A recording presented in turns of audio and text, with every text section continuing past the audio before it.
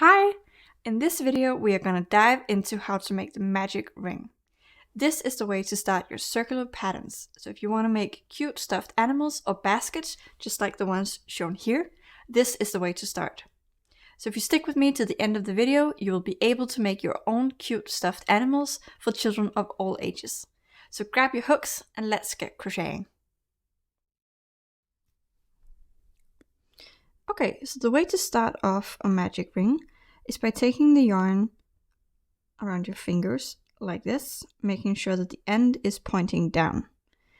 Then you're going to grab the yarn and wrap it around, creating an intersection like this, still making sure that the end is pointing down.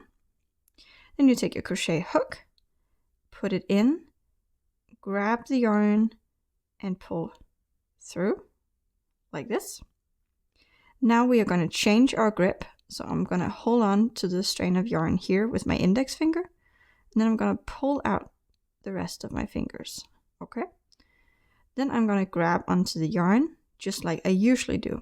And then we are going to make a chain stitch right here. So I'm going to use my thumb to hold on to this here so it doesn't run away or anything. So we're just going to make a chain stitch like this. Then we are going to make the number of stitches that we need around these two pieces of yarn right here. So usually when making stuffed animals or basket, we use the double crochet stitch, a UK term, which is the single crochet stitch in US terms. So in this case, I'm going to make 6 double crochet stitches. But before we do that, let's just redo this so that everybody is following. Okay. I'm going to pull this apart and then we're going to start all over. So 3 fingers, taking my yarn just like this, and then closing in with my pinky or little finger. And then I'm going to grab, take it around like this. Again, having the strain of yarn pointing down. Then I will take my hook in and pulling through like this. Hold on to the piece of yarn with my index finger while removing the rest of my fingers. And then grab the yarn just like you usually would. And then I'm going to make a chain stitch like this. Okay, so we are now ready to make our stitches around this part right here. So I'm going to make 6 double crochet stitches. So I'm just going to go in, making sure that I have 2 pieces of yarn over my hook, taking the yarn over the hook, pulling through. And that was 1, 2, 3, 4, 5, and 6. So when in doubt, you can just count, make sure that you made 6.